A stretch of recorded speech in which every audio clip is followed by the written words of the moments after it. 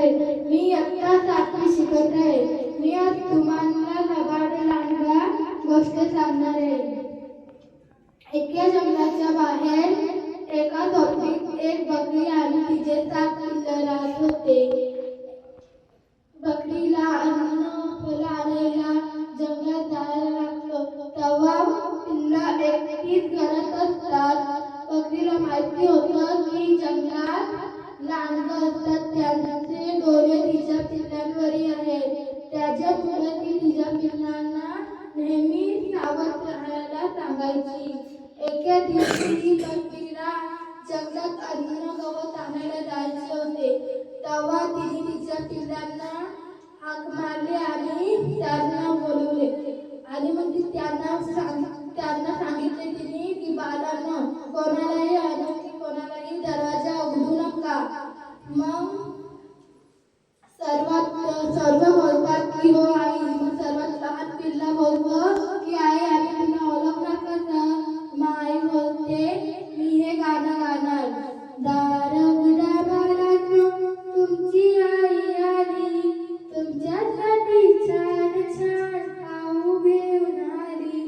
मी हे गाणं गाणार, तेव्हाच तुम्ही दार उघडा.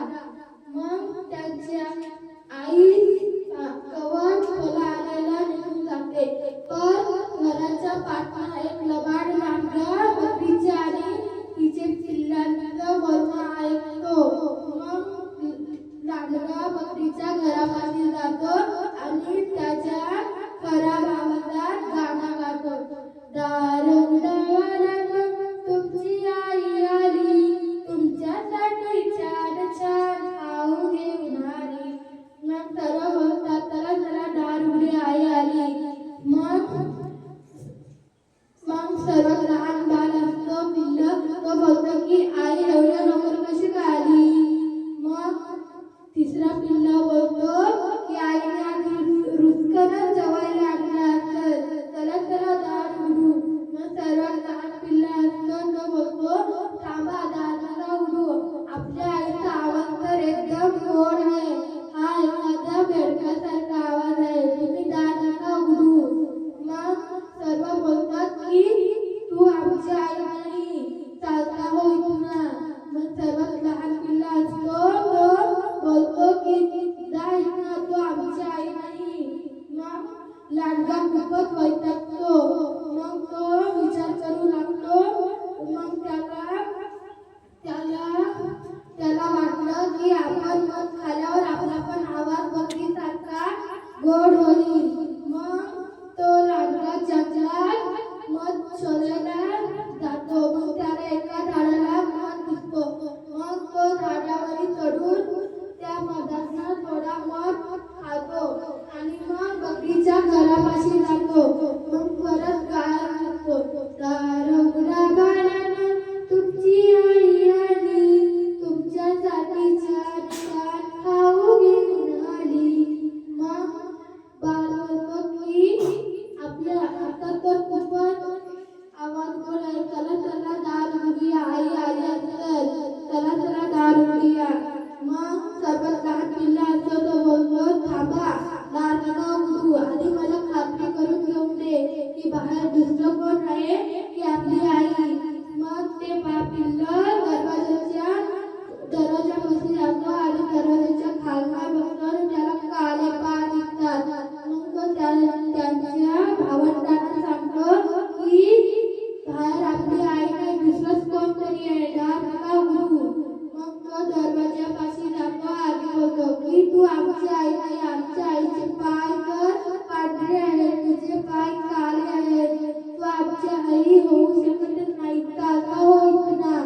मग लांडगा खूपच वैतागतो आणि मग तो गावामध्ये एका गिरणीपाशी जातो. दुपारची वेळ होती. गिरणीवाला झोपला होता. लांडगाने हळूच त्या पिठाच्या पोकळीत त्याचे दोन्ही पाय टाकले आणि मग त्याचे पाय बकरीसारखे पांढरे झाले होते. मग तो बकरीच्या घरी बशी गेला आणि मग गाणं सांगायला लागला, दार उघडा बाळांनो, तुमची आई आली. तुमच्यासाठी छान छान खाऊ घेऊन आली. मग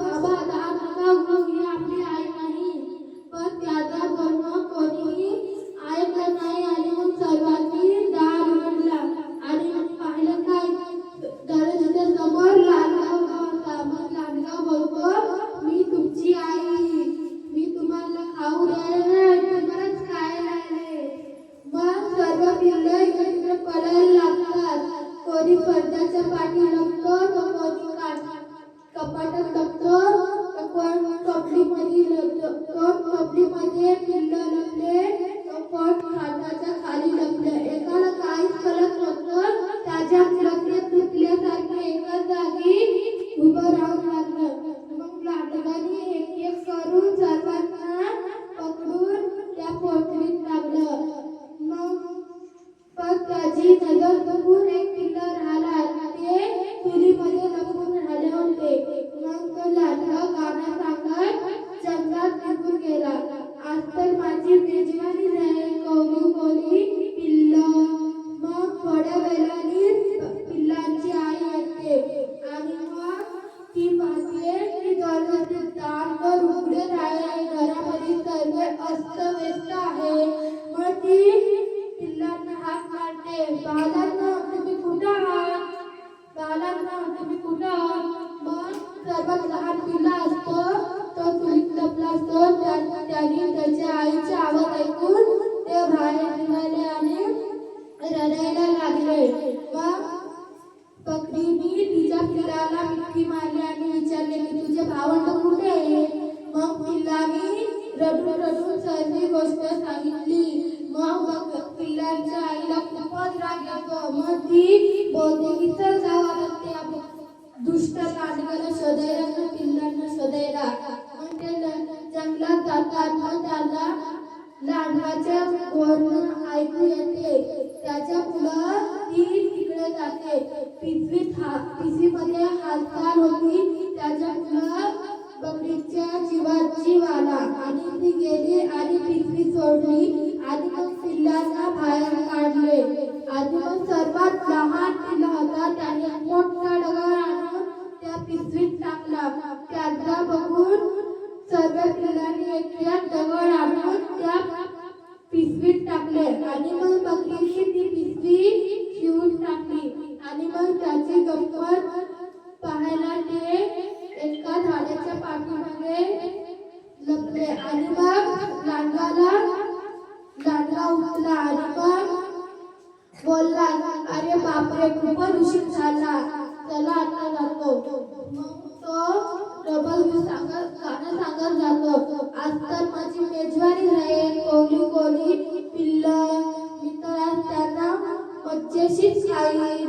मग तो चालतो. पण त्या पिशवीत दगड भरलेली होती. त्याच्यामुळे ती पिशवी खूपच जड लागत होती. मग तो नदीपाशी गेला. नदी ओलांडला. तेव्हाच त्याला पाय सरकला आणि तो पाण्यात पडला आणि ओरडायला लागला, वाचवा वाचवा वाचवा वाचवा. मग बकरी आणि तिचे पिल्लं खूप हसायला लागली. गोष्टीचे तात्पर्य, दुष्टाचा शेवट